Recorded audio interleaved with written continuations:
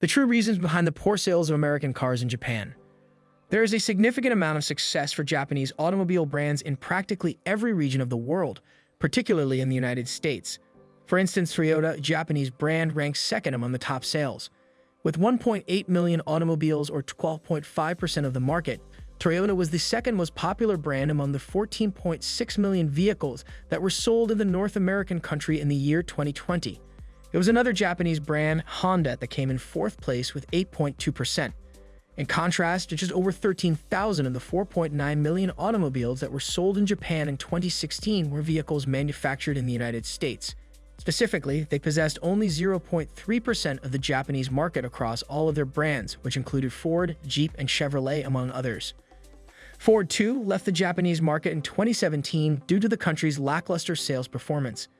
To answer your question, why did American automobiles not succeed in Japan? It could be because Japan places tariffs on imports. Is it because Japanese consumers find American automobiles to be too large for their needs? Because Japan does not apply taxes on automobile imports from the United States at present, this would not, in principle, explain why American brands do not sell well in Japan. On the other hand, these American brands were unable to expand their presence in the Japanese car market due to the widespread protectionist policies that were in place for decades. It has come to light that Japan was struck by a severe earthquake in 1923, which destroyed its vehicle manufacturing infrastructure. As a result, there was an immediate and pressing requirement to import Ford trucks as a temporary solution to the problem of mobility between the afflicted regions. Ford started its presence in Japan in 1925, while General Motors did the same 2 years later. Both companies saw that Japan was a market that had a great deal of prospective market potential. During that period, American automobiles were the dominant force in the Japanese market. However, in 1936, Japan passed the Automobile Manufacturing Industry Law to reduce the country's reliance on foreign manufacturers and foster the growth of the domestic industry. Therefore, in 1939, American brands brought an end to their production and were compelled to vacate Japan. Following the conclusion of World War II, Japan continued to safeguard its automobile market, which resulted in the expansion of its national brands and increased competition among them. The interaction between Japanese manufacturers and American brands that had come at the turn of the century meant that Japanese manufacturers were able to learn from the technology of American brands and build their products. The 1970s marked the beginning of Japan's opening up to international trade after more than 3 decades of protectionism.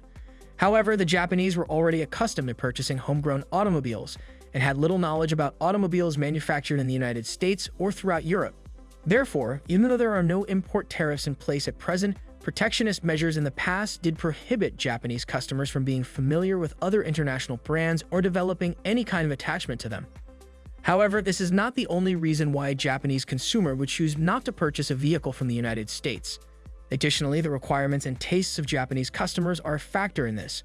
Approximately 119 million people are living in Japan, which means that its cities tend to be highly crowded, which means that space is restricted. Japan is a relatively tiny island with an area that is roughly equivalent to that of Finland. Moreover, the infrastructure is conducive to the use of automobiles. Because of this, automobile manufacturers are now able to produce big automobiles. When it came to sales in the United States in the year 2020, the Ford F-Line was the most popular vehicle, followed by the Chevrolet Silverado and the Ram 1500 in third place.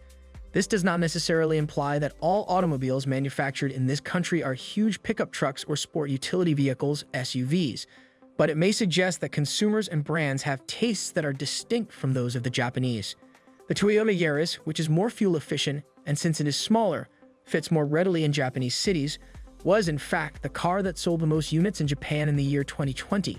It was the best-selling vehicle in Japan.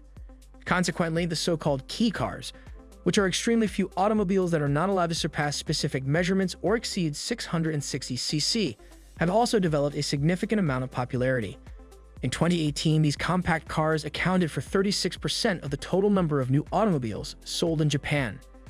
American manufacturers are not even close to developing automobiles of this type. On the other hand, the presence of scale is not the only factor that makes it challenging for American businesses to penetrate the Japanese market. Certain consumer impressions are extremely challenging to alter, such as the notion that brands manufactured in the United States are of extremely poor quality and have a limited lifespan. Even though the companies have produced engines that are improved in terms of fuel efficiency, dependability, and durability, their reputation in the Asian nation is still poor. In the past, Japanese automakers have attempted to market automobiles in the United States, but they have been unsuccessful in passing quality checks in Japan. The case involving the Chevrolet Cavalier likely is the most well-known. One other disadvantage for American companies, however, is the experience that one has when purchasing a vehicle in Japan. This is in addition to the previous disadvantage. Traditional shopping in the United States is considerably different from the way that purchasers choose automobiles in Japan. In the United States, people tend to select a vehicle from the inventory that is offered at the dealership. However, in Japan, purchasing a vehicle is considered to be a highly prestigious and noble endeavor. They favor personalizing their automobile, both on the interior and the outside. When clients want to test drive a vehicle, dealers frequently bring the vehicle to them rather than having the customer come to the dealership. Additionally, it is normal practice to provide free maintenance together with pickup and delivery to the customer's residence. Additionally, they typically tend to include the side of the car consistently. The dealer must make a considerable expenditure to provide this level of care and this much different experience compared to what Japanese clients are accustomed to. It appears that American brands are unwilling to make such an investment. Furthermore, it is important to note that in Japan, people drive on the left side of the road and the vehicles are right-hand drive. In general, American manufacturers do not produce their vehicles in this manner, which brings about an extra obstacle. Therefore, does all of this imply that international brands cannot succeed in Japan? To demonstrate that it is not impossible, BMW, a German brand, has demonstrated that it is possible. However, to try to satisfy the expectations of the Japanese client, BMW had to invest almost $700 million in modernizing its dealer network. Cafeteria service, games for children, a less aggressive attitude on the part of the salesperson, and a space for vehicle delivery ceremonies are all features that are now available in the dealerships that the company operates. The following is a statement made by the head of BMW Japan. In Japan, hospitality is everything. It would be quite challenging for you to achieve success in the Japanese market if you do not center your attention on this. This perspective may help to explain, at least in part, why European manufacturers like BMW, Mercedes-Benz, Volkswagen, and Audi have succeeded more than their Japanese counterparts in the Japanese automobile market. About 70% of all imported automobiles in Japan are sold by these German brands. Despite this, the Asian nation is still mostly controlled by brands that are produced within the country. As a result of the fact that just 6% of the automobiles that are sold in Japan are imported, it is possible that American manufacturers are not motivated to engage in a dealer network, marketing, or good after-sales care because the potential for them is restricted. Additionally, there is a low level of interest in their brands as a result of the persistent misconceptions that exist in the Japanese mind regarding international brands.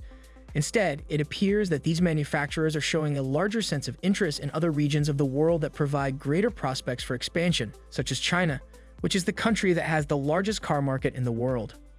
In a nutshell, the early protectionism of domestic brands, the size and fuel consumption of American automobiles, the historically low-quality image of American automobiles, and the expectations of Japanese customers about the shopping experience are all factors that contribute to the poor sales performance of American-manufactured automobiles in Japan. On the other hand, the question that still has to be answered is whether or not the major American brands like Ford, General Motors, and Chrysler will wind up selling only pickup trucks and enormous SUVs in the United States, or whether or not they will have the ability and the inclination to adapt to the requirements of customers in other regions of the world. Thanks for watching. Don't forget to like, subscribe, and hit the bell icon to stay updated with our latest content. See you in the next video.